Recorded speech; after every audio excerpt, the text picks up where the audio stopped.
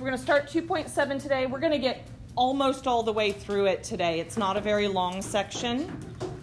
We are going to finish it up on Tuesday, which is the next time I see you guys. We don't have school on Monday because it's Labor Day. I know. I'm looking forward to the long weekend, too. So we'll finish up on Tuesday. Like I said, we should get most of the way through it today. So please make sure on Tuesday when I see you guys, you have your test reviews with you because you'll have time towards the end of the period to work on that or work on the homework in preparation for our test week from today. Yes, ma'am. I will go over any questions that you want to see. I don't just go through question by question, but I'll go over anything that you want to see, and I will post my entire solutions key for that. So even if I don't, if you don't ask me about it, but you have a question at home, you should be able to see all my work so you know how to solve that. All right, so more on inequalities. We talked about absolute value inequalities and basic inequalities, and we started touching on rational inequalities. We've not talked about quadratic inequalities.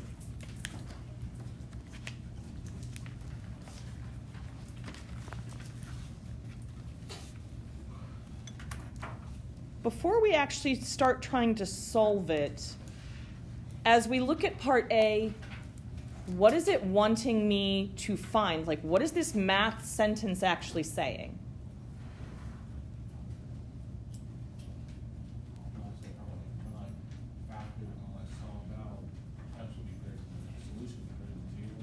Yes. So if I were to think about this graphically, if this wasn't in factored form, we would recognize this immediately as what kind of function right here? Quadratic. So quadratic. Quadratics make what when we graph them? When I graph the whole thing. Oh, x-intercepts that. Yeah, it makes a parabola. When I graph a quadratic, it's going to make a parabola. For the most part, up until now in your mathematics career, we've been mostly interested in where are the x-intercepts. But that's not what this is asking for. On my little poorly done picture here, what am I interested in finding according to this inequality? Yes, sir? An x value that's greater than 0. An x value, not necessarily an x value. I want to know what can I put in for x so that I get an output value, or a y value in this case, that's greater than 0. So we're looking for where are our outputs greater than 0. On my picture, where would that be?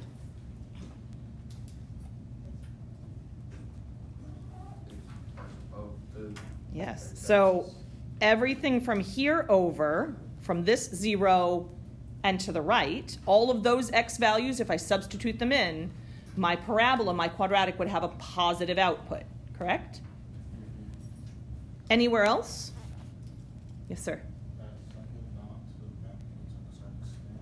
Yes. This dot and everything to the left. So if I pick very, very small values for x, those would also, when I substitute them in, give me positive output values, things bigger than 0. So this is what we're after right here.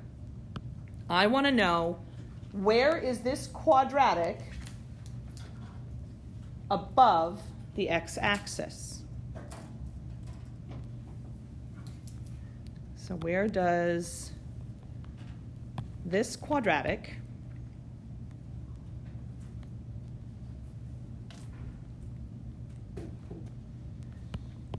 have positive values?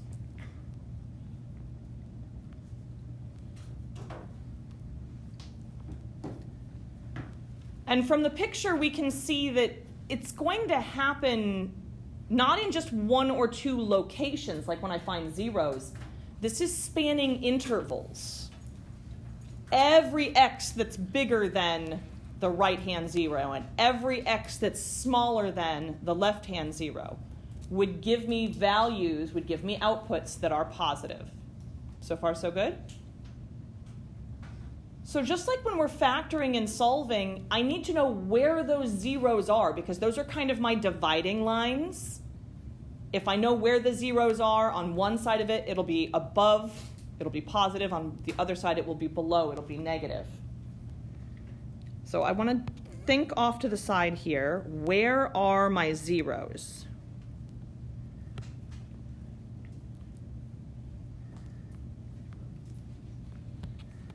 How would I find my zeros?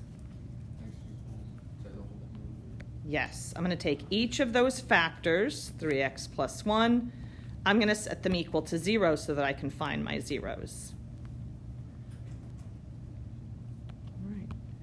So we know that we have 1 0 where? Negative 1/3. And my other 0 is at 1/2, because I'd have to add 10x to both sides and then divide both sides by 10. Or subtract 5 from both sides and divide both sides by negative 10. All right. From here, we're going to use something called a Sine Chart.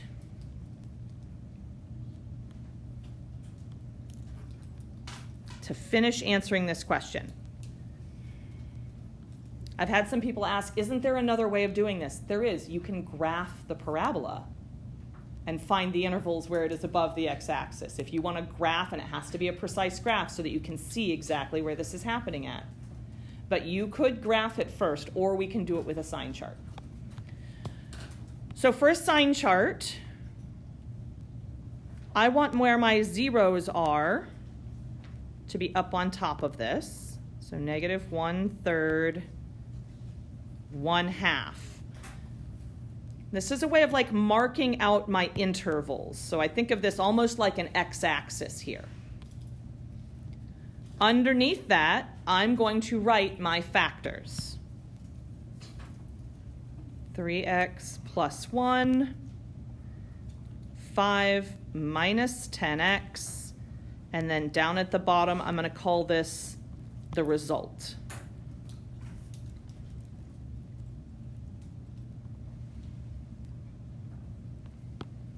And I'm going to bring this down like this. And we're only interested in strictly where it is more than 0, not equal to, right?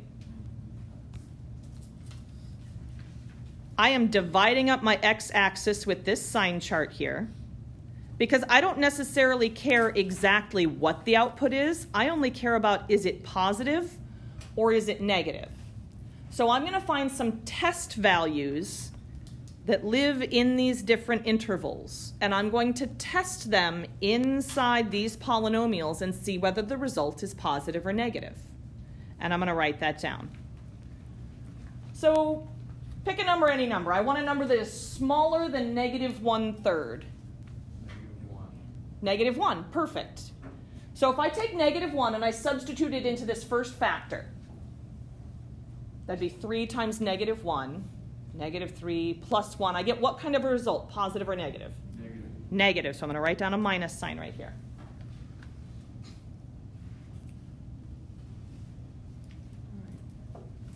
What about if I take that same value, negative 1, and I substitute it into this bottom factor? We get a positive then.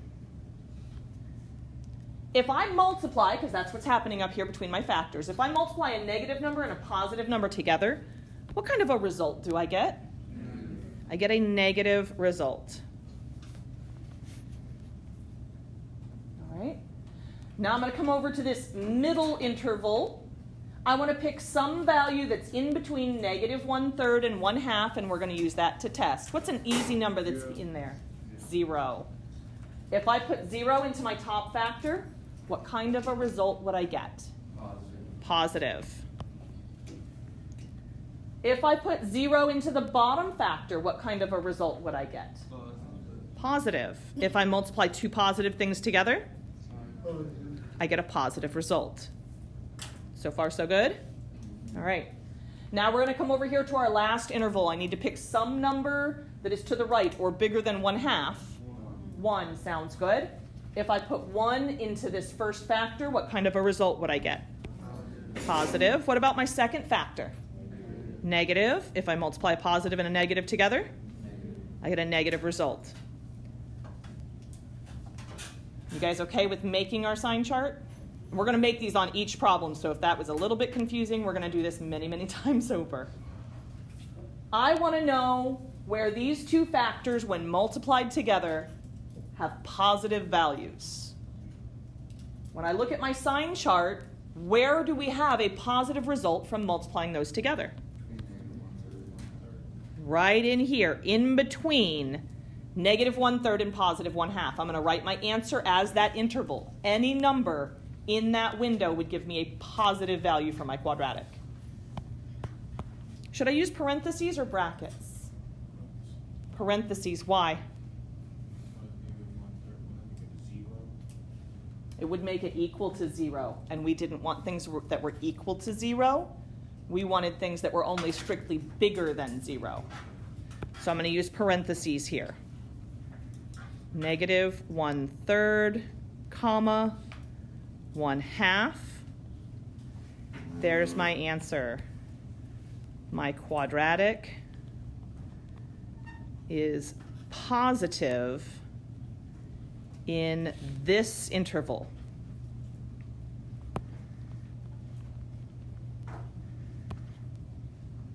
All right. Let's try that second one. Is that second one actually a quadratic? No. No, what is it?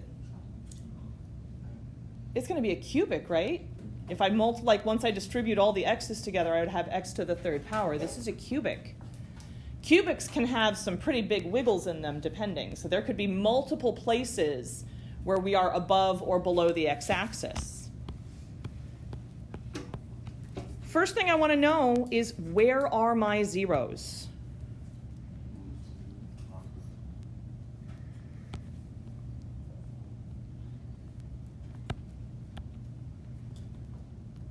So I'm going to write those down. If you know them, you can just list them out.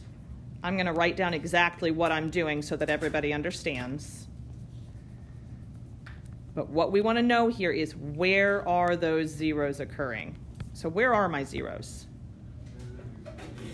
Negative 2, positive 1, and positive 4. So when I go to do my sine chart, instead of just having 2 divisions here, I'm going to need 3, because I've got 3 zeros.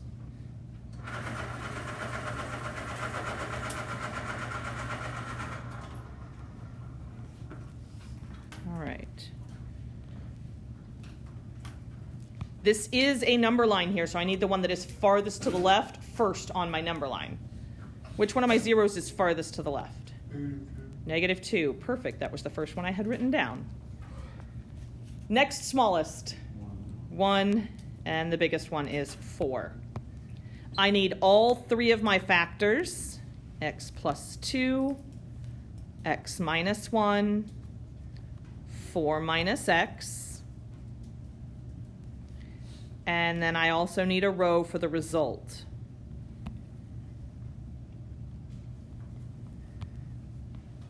I'm going to bring this down. I'm going to kind of divide it out here. Quick question before we actually get into making our signs. Is this strictly less than 0? Less than or equal to? Okay, so it's possible that I'm going to end up with some square brackets in here, right?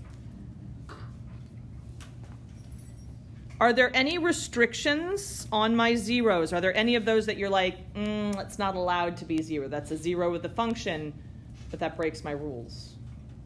Like with rationals, you know how we can never have 0 in the denominator? Is there anything similar to that here? No. Okay. So underneath each of these, because they can be included, I'm going to put a little I. That'll help me to remember, because if there's an I there, then I would use a square bracket when I go to write my interval, if it can be included. So this needs to be negative, and any of my i's because of this or equal to here. All right, so time to pick out some test numbers. I need something smaller than negative 2 that's nice and easy to work with. Negative 3, okay. If I put negative 3 into the first factor, what kind of a result do I get? Negative. What about second factor? Negative. Third factor? Positive. If I multiply two negatives and a positive together, what kind of a result would I get? A positive. Now I need a test value in between -2 and +1. 0, okay. If I put 0 in here, I get a positive. If I put 0 in here, I get a negative. And if I put a 0 in here, positive. If I multiply a positive, a negative, and then another positive, I get what kind of result? Negative. You guys are so excited. However, I'm getting some audience participation, so I'm happy. It's a Friday. In between 1 and 4, pick a number, any number. 2, all right? What does that do to my first factor? Positive. What does that do to my second factor? Positive. Third factor? Positive. For a final result that would be positive. And the last one, I need a test value bigger than 4. 5, all right? Put it in my first factor. Positive. Put it in my second factor. Positive. Put it in my last factor. Negative. Multiply two positives and a negative together, and I would get a negative.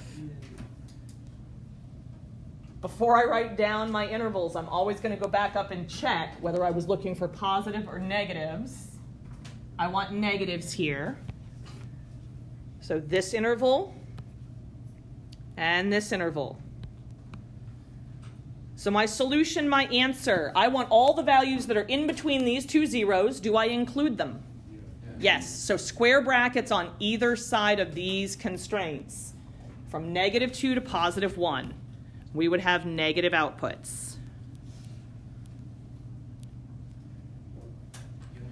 Union, absolutely. Why union? Yep, there's a gap in between. I can't run straight from here over to here, or I would include these values, and I want to leave those out. So a union, because we've got a gap. I pick up over here again at 4, bracket or parenthesis? Bracket. Infinity, with a parenthesis around my infinity.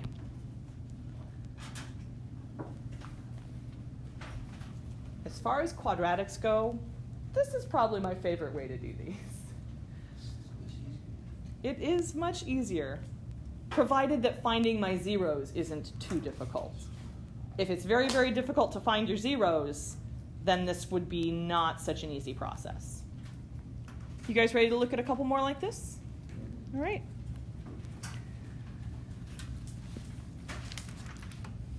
What changed? Not 0. Yeah, it's not 0 on the right-hand side. I have to get this to be 0 because 0 is that wonderful dividing line between positive and negative values.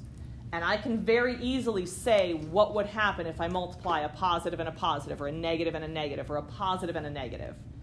I can't do that if it is some value other than 0 on the other side. So I'm going to start off by subtracting 3 from both sides.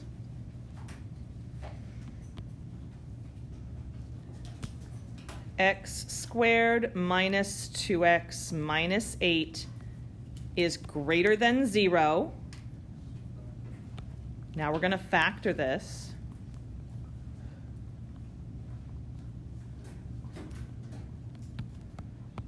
All right, so I'm going to make my x. I need two numbers that multiply together to give me -8. And add to -4. You said positive what? Positive 2, -4. Can I use that nifty cool shortcut here? Yes. So I have x plus 2, x minus 4 is greater than 0. So now I'm going to get a list of my zeros. Where are those zeros? X equals -2, x equals +4. Will we be including those? Is there the possibility of square brackets this time? Why not? Yeah, we just have it greater than here. So nothing, so I want positives, sorry, let me write this down. Positives and there will be no included values. All right, so I'm going to make my sign chart. I need how many divisions here? 2, 1 for each of those zeros. Smallest one has to go farther to the left, because remember, this sign chart is a number line. So -2, +4, x plus 2, x minus 4, and our result. I want you guys to finish up the sign chart portion, and I'm going to ask you for the interval or intervals that would make this quadratic positive.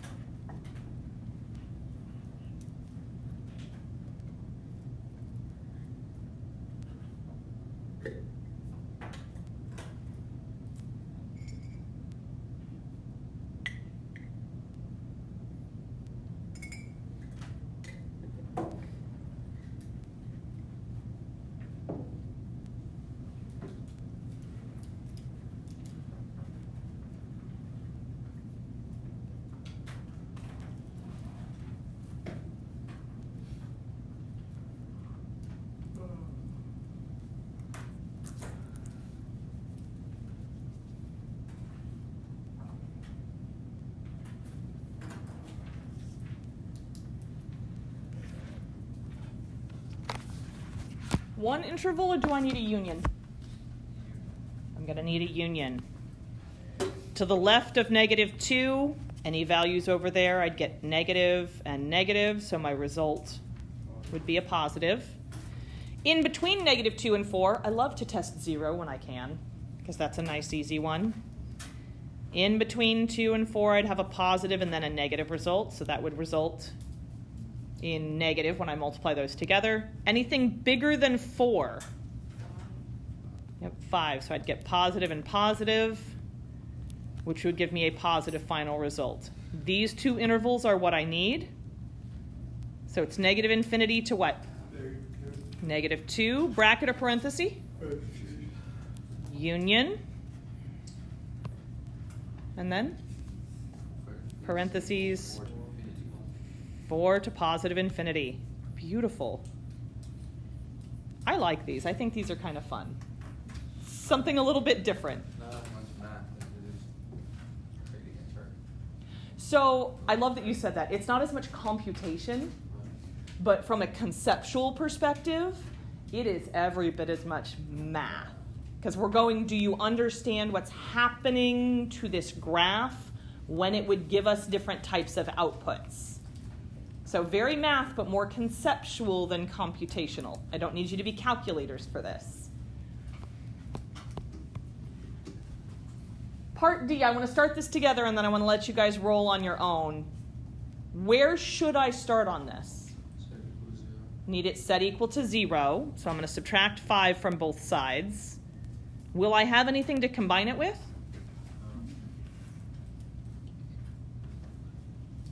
What would I need to do?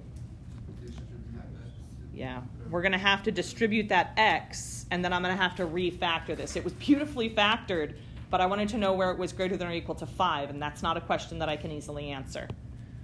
So I'm going to distribute x here. So I'm going to have 2x squared plus 3x minus 5 is greater than or equal to 0. Now you need to refactor this, that new quadratic that's over there on the left, and then create your sign chart. I'm going to give you guys about 4 minutes to do this one, and then we'll check in. How does this factor? 2x plus 5, x minus 4. You said 2x plus 5 and x minus 1? Is greater than or equal to 0.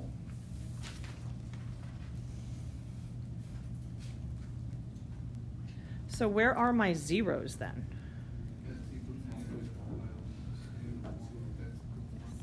X equals negative 5/2, x equals positive 1. Would we be including any of these values potentially? Yes. Are we going to include both or just one of them? We're going to include both of these. So making my sine chart, I have negative 5/2 and a positive 1. 2x plus 5, x minus 1, and then our result.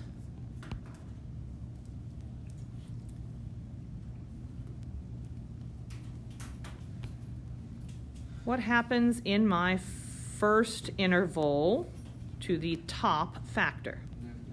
Negative. Bottom factor? Negative for a result that would be positive. I forgot to put my eyes underneath here. Let me do that real quick. In that center interval, positive and then negative. So the result would be negative. And that last interval, positive, positive for a positive result.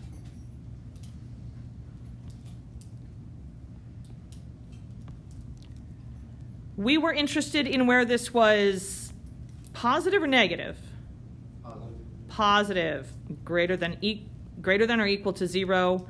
So positive, and remember to include those other values. So it is inclusive. So what is my interval then? Negative infinity to negative 5/2, bracket, union, bracket 1 to positive infinity. Beautiful, beautiful work. All right. Do you guys have any questions for me about that? Okay. Yes, sir. What does what? So while I know where my zeros are, I could get this sketched very quickly now. I know that there is a 0 over at negative 5/2. I know there's a 0 at positive 1.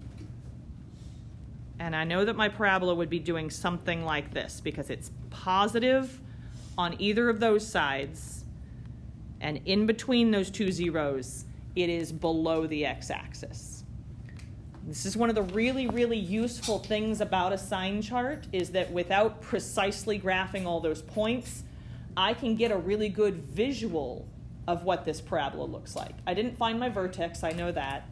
But between my zeros, my vertex, and my sine chart, that gives me all the important key features of this particular quadratic. Do you guys have any other questions about this? Because there's one more thing that I want to introduce before the weekend, so that when we come back on Tuesday, we're just going to practice more of the same. All right. Rational inequalities. We touched on these yesterday, but they weren't so complicated looking. My process for these is going to be exactly the same as for my quadratics. I want to know what values would make my factors 0, which is slightly different than the zeros of the function. But what I'm after is what values make my factors 0.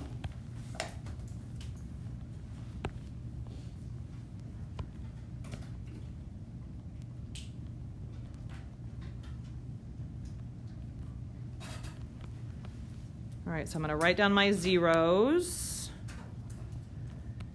Look at the numerator first. What values for x would make things in the numerator 0? -2, 0. What about when I move down to the denominator now? -2 and +1. I don't need to repeat that -2. But I do know, or I do want to know, what did you say? It's still -1. -1, thank you, yes, my apologies. Getting ahead of myself here. I know that x can't be -2 for two different reasons. One, it's in my denominator. So it can't be equal to -2 because that would make my whole denominator a 0. What else special is happening at x equals -2? What happens in the numerator? It turns to 0 as well. I have a common factor between the numerator and the denominator. Those would cancel each other out, but that's going to result in a whole, right? When those factors cancel each other out. So I'm still going to include that in my list of zeros, even though I know it would cancel out, because the graph has a very special feature there, and I don't want to miss that or ignore that. All right, so I'm going to make my sign chart. I need 3 divisions here.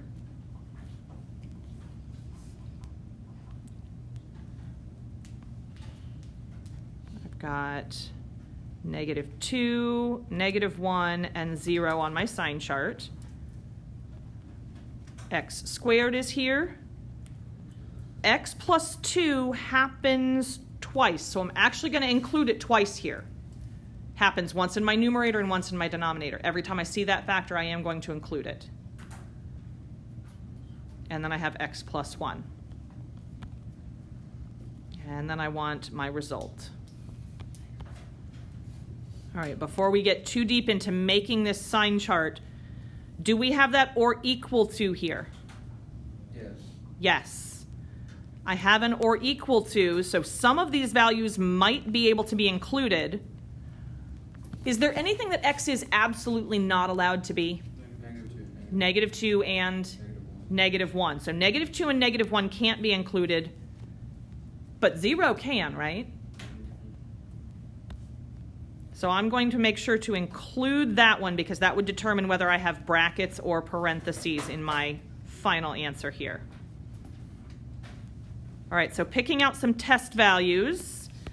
Is there anything that I could put in for x that would make x squared a negative? So this guy is positive no matter what value of x we substitute in, correct? All right. If I choose a test value smaller than -2, I have a negative here for negative. If I put -3 in, this one would be identical. What about x plus 1? That's going to be a negative. Positive times 3 negatives. What will my result be? I'm going to get a negative result. A value in between -2 and -1. -1.5. I'm going to get a positive here. I'm going to get a positive here. But what about the bottom one? I'm going to get a negative here. When I multiply 3 positives and a negative, I get these 2 intervals are both negative. So why couldn't I just write it as a single interval?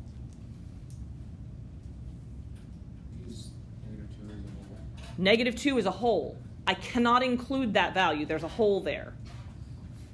So this is actually kind of a really important dividing point here. If it had an I, then I could just bring these 2 together.